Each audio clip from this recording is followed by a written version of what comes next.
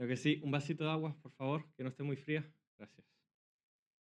Ay, me vais a disculpar, que voy a toser toda la prédica. Si el Señor quiere, no. Pero ya lo aviso.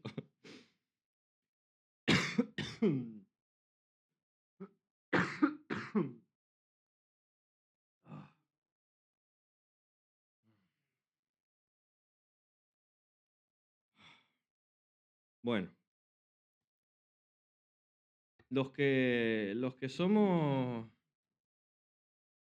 no tan jóvenes, digámosle, y más jóvenes también. O sea, cada uno en su mundillo, yo creo que con ver caminar a alguien, ya ves de qué va, ¿no?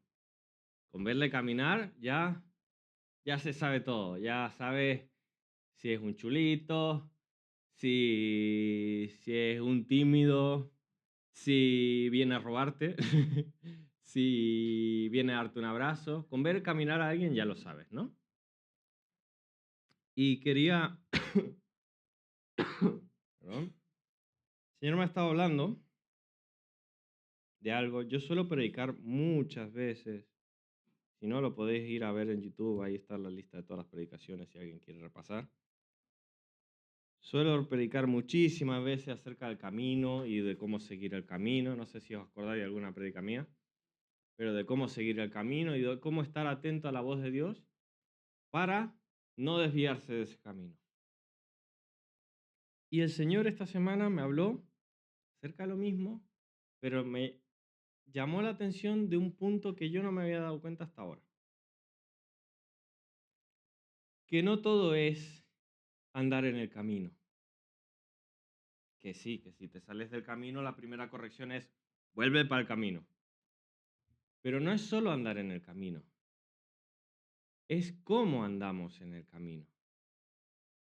Entonces, leí en Efesios, dice en Efesios 5:1 al 20, lo voy a parafrasear un poco, dice, sed pues imitadores de Dios como hijos amados, y andad en amor, como también Cristo nos amó, y se entregó a sí mismo por nosotros, ofrenda y sacrificio a Dios en olor fragante. Y en el 15 dice, mirad pues con diligencia cómo andéis, no como necios, sino como sabios, aprovechando bien el tiempo, porque los días son malos. Y aquí me lo he puesto en negrita. Dice, por tanto no seáis insensatos. Y aquí me viene, alguien si es fan de Señor de los Anillos, la frase insensatos la tiene grabada a fuego, ¿no? De Gandalf con el palo. Corred, insensatos, ¿no? ¿Nadie? ¿Nadie? Bueno, me quedo solo. Panam sí parece que ha visto. ¿No? ¿Tampoco? Madre mía. Bueno, nada. Insensatos, por tanto no seáis insensatos, sino entendidos de cuál sea la voluntad del Señor. ¿Vale? La voluntad del Señor es de lo que siempre yo he predicado, de por dónde hay que ir, ¿no? Por dónde el Señor quiere que vayamos. ¿Por dónde está la voluntad del Señor? ¿Qué es lo que tengo que hacer según la voluntad del Señor? Y todo el contexto que yo no me había fijado tanto es lo que está diciendo aquí, que seamos imitadores de cómo andamos, de que andemos en amor, de que andemos. Y para esto quiero recapitular o leer un poco por encima, pensando en esto, pensando en tenemos que aprender no solo en ir en el camino, sino cómo se camina en ese camino. Quiero recapitular el libro de Samuel. ¿Vale? La primera parte, sabéis que Samuel realmente es un rollo enorme y está separado en dos, es primera de Samuel y segunda de Samuel, pero realmente es un libro entero. ¿Vale? Lo que pasa es que era muy tocho y era un rollo así, entonces lo partieron en dos para que sea más chiquitito. ¿Vale? Entonces, vamos a recapitular un poquito la historia de Samuel. Tengo una imagen aquí de la historia de Samuel, preciosa, bonita, súper chula, que ya la pasaré por el WhatsApp. ¿Me puedes poner la imagen de la historia de Samuel? ¿No está? ¿No está? ¿Está grande? ¿Está? ¿Ha morido? No, no voy a tener ninguna imagen. ¿Ha muerto el PC? tiempo muerto o muerto el tiempo. Pero dice, aquí dice, mirad con diligencia, no seáis necios. Dice, aprovechando bien el tiempo. Dice. Bueno, va. ¿Sí? Bueno, seguimos entonces. Vamos a recapitular un poco la historia de Samuel. La historia del libro de Samuel, ¿vale? Y al principio, Samuel 2, del 1 al 10, hay un cántico de Ana, donde está agradecida por que Dios le ha dado un hijo, porque ella era despreciada, porque no podía tener hijo, era lo último, era la más pequeñita, la que no podía, la que era una carga, la que era un parásito porque solo había que darle y no podía dar nada, ¿verdad? Y venían y le recriminaban y la tenían atormentadísima. Y el Señor le regaló un hijo. Amén. Y no cualquier hijo. Luego vemos que ese hijo, ¿quién era? Samuel. Poca cosa. Ahí tenemos la historia de Samuel. ¿Vale? Un poco resumido. Ya os la pasaré a WhatsApp. Está muy divertida de ver, así. Pero ya la iremos viendo trocito por trocito ahora. ¿Vale? Entonces, lo primero tenemos el cántico de Ana. Ponme el cántico, si puedes.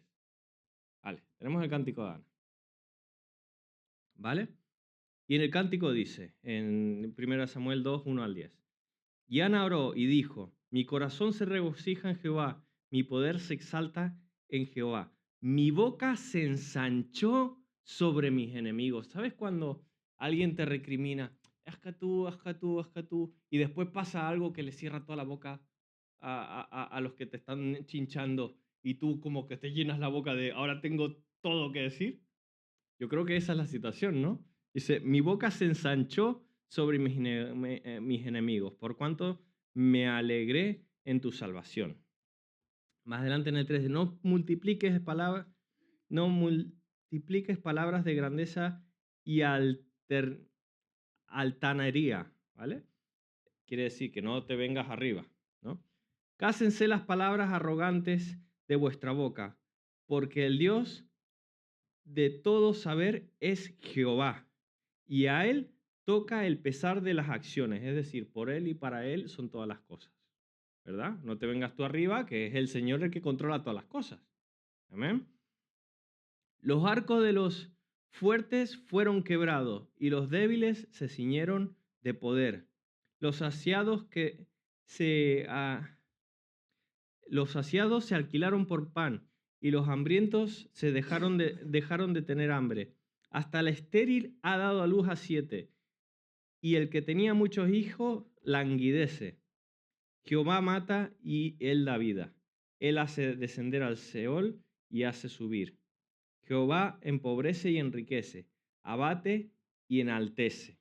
Y más adelante en el 10 dice, delante de Jehová serán quebrantados sus adversarios, y sobre ellos tornará desde los cielos. Jehová juzgará, ahora, jugará los confines de la tierra, dará poder a su rey y exaltará el poderío de su ungido. Aquí suelta un cántico Ana y parece que este cántico lo estuviera soltando al final de Samuel, porque es que dice todo lo que pasa en Samuel, ¿verdad? Como como Dios se opone a los que son orgullosos y cómo exalta al humilde y cómo a pesar de la maldad de todos los demás, Él sigue haciendo su obra a pesar de que la gente no valga, por así decirlo, no sirva, sean malos, sean corruptos, sean y que no tengan la decencia suficiente como para servir a Dios, ¿no? Y entonces empieza la historia de Samuel, ¿vale? Y empieza con una guerra. ¿Y en qué guerra estamos? ¿Contra quién estaban en guerra en ese entonces Israel? ¿Tenemos la imagen por ahí? ¿Qué pasa con el ordenador? Bueno, están en guerra con los filisteos. ¿Y qué pasa? Lo primero que pasa, ya empezamos con orgullos y con vanaglorias y con yo soy y yo soy, ¿no? Porque dice que en Samuel 4:1 dice, porque en aquel tiempo salió Israel a encontrar batalla a los filisteos y acampó en Ebenezer. Y los filisteos acamparon en Afec. Y los filisteos presentaron la batalla a Israel. Y trabándose el combate, Israel fue vencido delante de los filisteos, los cuales hirieron en batalla en el campo como a 4.000 hombres. Cuando volvió el pueblo al campamento, los ancianos de Israel dijeron, ¿por qué ha herido hoy Jehová? ¿Por qué ha herido hoy Jehová nos ha herido hoy Jehová delante de los filisteos? Traigamos nosotros, y aquí es donde empieza el maquinerío humano y nosotros somos el pueblo de... A ver, ¿por qué nos ha herido los filisteos si nosotros somos el pueblo de Israel? ¿No? Dice, tengo una idea, traigamos nosotros de Silo el arca, traigamos el arca, ya que somos el pueblo de Israel, pues traigamos el arca del pacto de Jehová para que viniendo entre nosotros nos salve de la mano de nuestros enemigos. Y eso hicieron, enviaron a Silo, trajeron el arca, pero ¿qué pasó con el arca? ¿Alguien lo sabe? Os lo recuerdo. Yo creo que varios lo saben, pero estamos calladitos. Pelearon pues los filisteos e Israel fue vencido. ¿Le vencieron otra vez? Y huyeron cada cual a sus tiendas. Y fue hecha una gran mortandad, pues cayeron de Israel 30.000 hombres de a pie. Y el arca de Dios fue tomada. Encima les robaron el arca.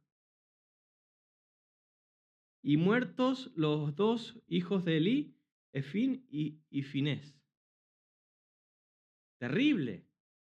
Porque ellos venían, claro, como somos el pueblo de Israel, pues venga, no pasa nada. Así que traemos el arca, que el arca es, vamos, nos ha hecho salir de Egipto, nos ha hecho tal. No, nosotros somos el pueblo de Israel. Con esto demostramos que somos el pueblo de Israel y aquí ya está, hemos ganado. ¿Y qué pasó? No ganaron. ¿Por qué? Porque esto era todo un plan de Dios que trajeran el arca, ¿verdad? No, era un plan humano, era un plan de ellos, ¿verdad? ¿En qué momento Dios les dijo llevar el arca y entonces vencerá?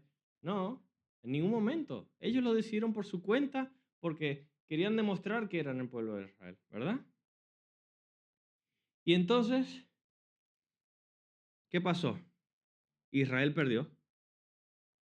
¿Y ahora qué hace? Israel sin ejército, sin arca, ¿cómo puede ganar una batalla Israel?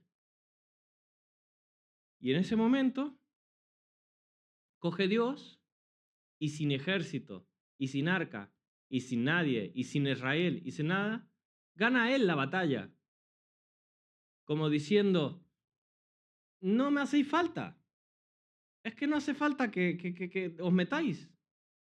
Porque dice que el arca estaba en tierra de los filisteos, en 1 Samuel 5. Dice, el arca estaba en tierra de los filisteos. Y cuando los filisteos capturaron el arca, la llevaron a Ebenezer, desde Ebenezer a Asot. Y se agravó la mano de Jehová sobre los de Asot, y los destruyó y los hirió con tumores. Entonces dijeron, pues sacámosla aquí. Y de Asot la llevaron y la llevaron a Gat. Y estaban en Gat, ¿y qué pasó? Pues se murió gente también y le sacaron tumores también. Y de Gat a Ecrón, y otra vez lo mismo. Y ya no sabían qué hacer con el arca, pues se estaban muriendo todos. Y dicen, en 1 Samuel 5:12 dice, y los que no morían eran heridos por tumores y el clamor de la ciudad subía al cielo. Y entonces se reunieron y dijeron, mira, entre los sabios que decían qué hacer. Y al final decidieron, dice, en el 6:8 dice, tomaréis luego el arca de Jehová y la pondréis sobre un carro y joyas y las joyas de oro que habéis de pagar por ofrenda por culpa, las pondréis en una caja al lado de ella y dejaréis que se vaya, solita, que se vaya, ¿no? ¿Cuál es el punto aquí? Dios no es un trofeo, ni es una referencia, ni es una eh, bandera que tú puedas usar como como yo soy cristiano, me voy a meter al río con cocodrilos y no me va a pasar nada, porque yo soy cristiano, porque hoy traigo la banderita. ¿Qué pasó aquí? Llevan el arca, cuidado. No llevan una banderita, un pececito de cristiano. Esa no era la manera, porque era por su propia inteligencia, por su propio orgullo. Esa no es la manera. Y Dios se opuso totalmente a eso. Dice, pues, ¿qué os quedáis? Incluso yo creo que si los israelitas hubieran sido lo suficientemente fuertes para ganarles, incluso así hubieran perdido. ¿Por qué? Porque Dios se opone a esa actitud. Amén. Entonces, aquí deja claro Dios que Israel debe permanecer humilde. Les deja clarísimo. Dice, si no estáis humildes, destruidos todos. Amén. Y pasamos más adelante, entre el 8 y el 10, donde le piden a Samuel que les ponga un rey. Dice, porque es que a Samuel le queda poquito, ¿sabes? Dicen, como tú te vas a morir y no tenemos a nadie, pues pone un rey como las demás naciones y así que organice esto un poco, porque no sabemos qué hacer. Pero eso tampoco estaba en los planes de Dios. Y dice en 1 Samuel 8, 4 al 7. Dice, entonces todos los ancianos de Israel se juntaron y vieron a Ramá para ver a Samuel y le dijeron, he aquí, tú has envejecido y tus hijos no andan en tus caminos. Por tanto, constitúyenos ahora un rey que nos juzgue, como tienen todas las naciones. Pero no agradó a Samuel esta palabra que le dijeron, danos un rey que nos juzgue. Y Samuel oró a Jehová. Y Jehová le dijo, y dijo Jehová a Samuel, oye la voz del pueblo en todo lo que te digan, porque no te han desechado a ti. Esto se lo dice Jehová, sino a mí me han desechado para que no reine sobre ellos.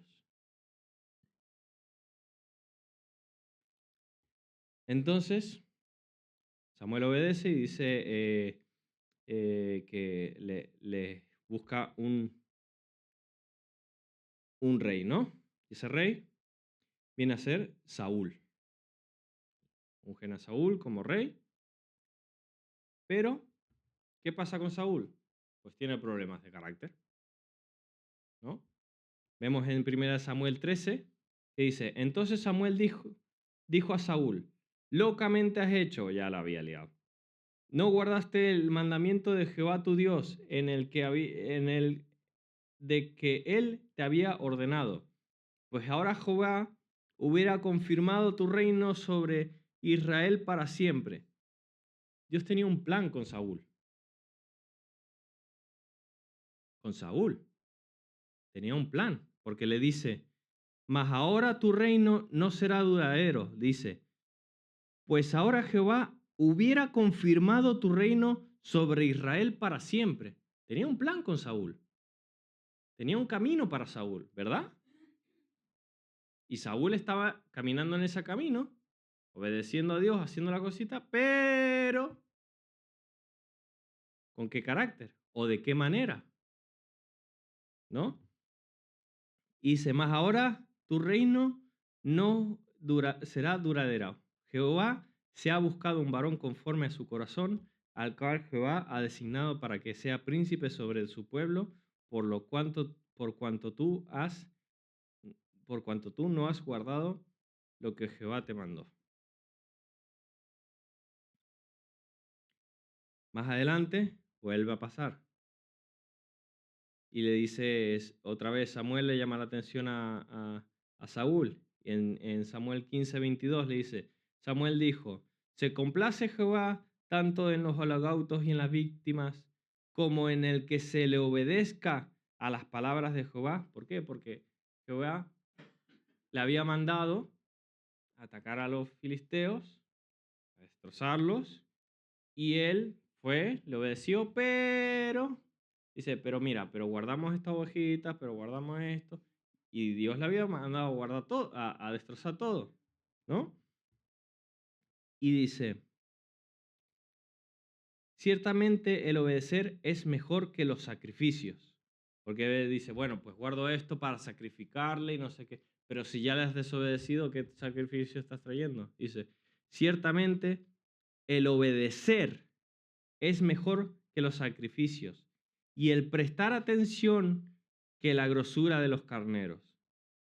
Porque como pecado de adivinación es la rebelión, y como ídolos e idolatría la obstinación. Por cuanto tú desechaste la palabra de Jehová, él también te ha desechado para que no seas rey.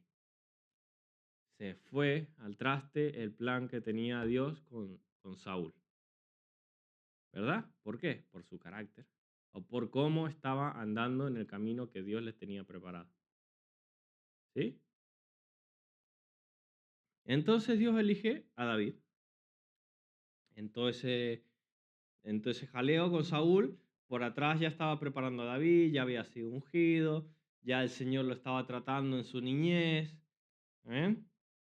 Y dice en 1 Samuel 16, Jehová respondió a Samuel, dice, no mires a su parecer ni a lo grande de su estatura, porque yo lo desecho. Porque Jehová no mira lo que mira el hombre, pues el hombre mira lo que está delante de sus ojos, pero Jehová mira el corazón.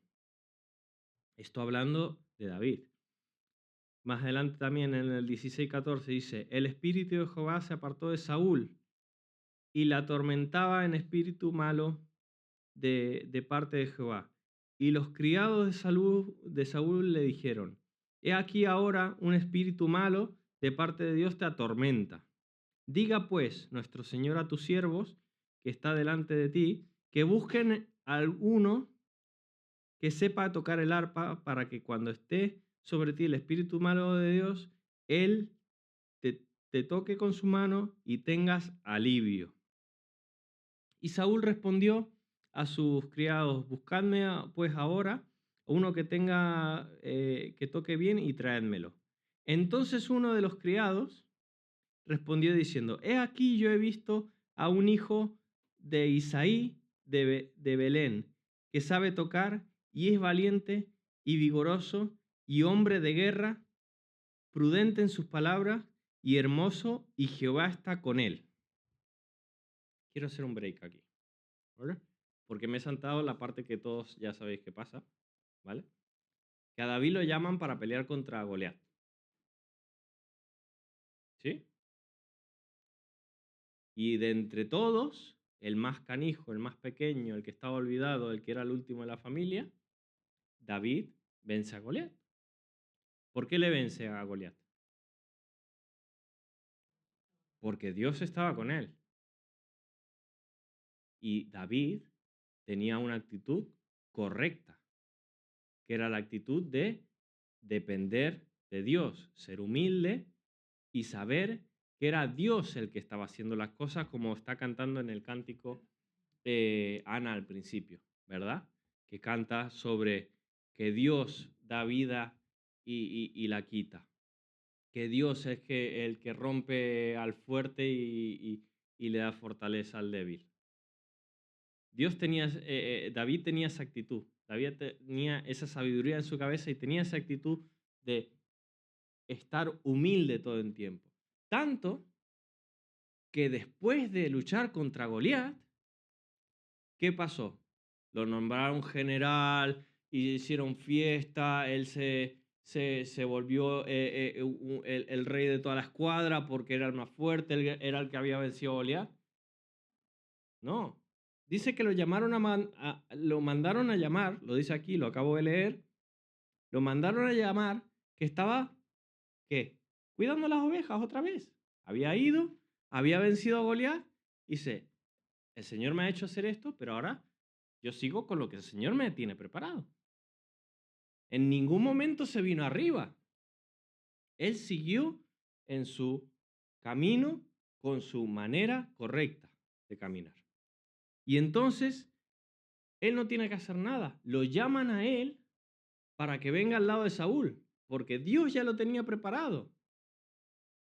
Dice, he aquí, yo he visto a un hombre, a un hijo de Isaí de Belén, que sabe tocar y es valiente y vigoroso, y hombre de guerra, prudente en sus palabras y hermoso, y Jehová está con él. Entonces llega David y dice, ¿dónde está? ¿Dónde llega? Lo mandan a llamar, y en Samuel 18 dice, aconteció que cuando ellos volvían, David volvió de matar al filisteo, salieron las mujeres todas de las ciudades de Israel cantando y danzando para recibir al rey Saúl, con panderos y cánticos de alegría y con instrumentos de música, y cantaban las mujeres y danzaban y decían, cuidado, ¿qué decían? Saúl hirió a sus miles y David a sus 10.000. Y eso a Saúl, ¡tra!, le cruzó todo. Amén. Y se enojó Saúl en gran manera, dice en el 8. Y les desgarró este dicho. Y dijo, a David dieron 10.000 y a mí 1.000. No le falta más que el reino. Y de aquel día Saúl no miró con buenos ojos a David. Y entonces lo empezó a perseguir, ¿verdad? Dice, y David se quedó en el desierto, en lugares fuertes, y habitaba, esto en el 23 ya estoy dando un repaso rápido, ¿vale? A Saúl. Y David se quedó en el desierto, en lugares fuertes, y habitaba en un monte en el desierto de Sif. Y lo buscaba Saúl todos los días, mira tú qué obsesión. Stalker le decimos a eso en esta época, ¿no? Le buscaba Saúl todos los días, pero Dios no lo entregó en sus manos. He aquí, más adelante en el 24, llega un momento donde David lo ve a Saúl. Dice, he aquí he visto tus ojos como Jehová te ha puesto hoy en mis manos en la cueva, y me dijeron que te matase, pero te perdoné, porque dije, no extenderé mi mano contra mi Señor, porque es el ungido de Jehová. Incluso en esa situación, que tienes un rey que se ha descontrolado, que ya sabes que está descontroladísimo, que ya le han dicho que lo siento, pero se te va a acabar el reinado porque ya la has liado. Encima de eso, te está persiguiendo a ti para matarte. ¿Cuál era la actitud correcta que tenía David? El Señor lo ha ungido para estar allí. ¿Quién soy yo para juzgar lo que hace o no hace o en la actitud? Es el único que puede. Siguiente, ponle la siguiente imagen. El único que puede juzgarle o tomarle en consideración es Dios. Yo no soy quien para juzgar lo que está haciendo esta persona si es el ungido de Dios y es Dios quien ha puesto a Saúl como rey, ¿verdad? Y a David se decía, aproveche y mátalo. Pero David tenía las cosas claras. Entonces, más adelante, al final, Saúl acaba muriendo en el 31, dice, entonces dijo Saúl a su escudero, saca tu espada y traspásame con ella, ya no tiene gana de nada, para que no vengan estos incircuncisos y me traspasen y hagan escenario de mí. Pero su escudero no quería porque tenía gran temor, entonces Saúl cogió su espada y se mató. ¿Vale? Y ahí se cumplió lo que el Señor decía, que en 2 Samuel, ya estamos terminando la primera, ya continuamos con el segundo libro, con el segundo rollo, y vinieron los hombres de Judá y huyeron y ungieron allí a David por rey sobre la casa de Judá. Y dice en el 5:3, dice, vinieron todos los ancianos de Israel al rey de Hebrón, y el rey David hizo con ellos pacto de Hebrón, delante de Jehová y ungieron a David por rey sobre Israel. Era David de 30 años cuando comenzó a reinar y reinó 40 años más. Bueno, ponme el título un momento. El título. Entonces, Dios tenía un camino preparado para Saúl, ¿verdad? Lo quería como rey, lo quería como líder, como referente. Y por la manera de andar, no tanto por el andar, sino por la manera de andar que tuvo Saúl, ese camino se estropeó.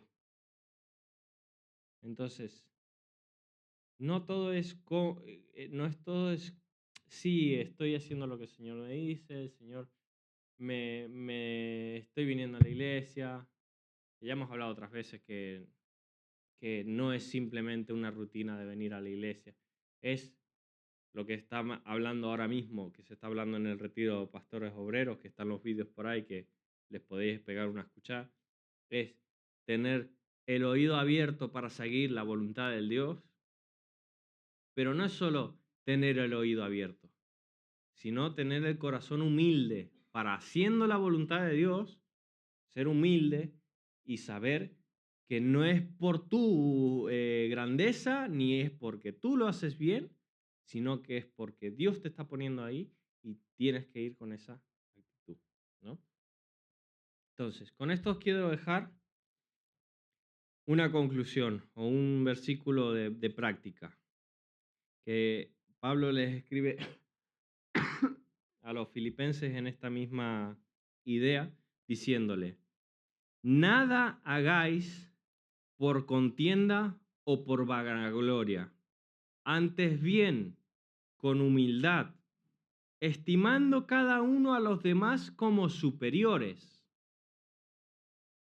a él mismo, no mirando cada uno por lo suyo propio, sino cada cual también por los otros. Haya pues en vosotros este sentir que hubo también en Cristo Jesús. Amén. Ahí tenemos las dos diferencias totalmente, porque podemos ver cómo Saúl no tenía esta actitud de la que se está hablando en este versículo y cómo David sí. Luego conocemos en la historia de David que se estropea todo al final por las mismas razones, ¿vale? Pero eso nos incita más a tener cuidado y atención en esta actitud. Y no solo andar en el camino, no solo vigilar que no nos salgamos el pie afuera del camino o de la voluntad que el Señor está haciendo para nosotros, sino vigilar con qué actitud estamos caminando en ese camino. Si el Señor te ha dicho, encárgate de la ONG, no es solo encargarte de la ONG, es cómo lo haces. Si el Señor te ha dicho, ayuda al hermano a barrer, no es solo ayudar al hermano a barrer, es cómo lo haces. Seguir la voluntad de Dios, pero cómo. Amén.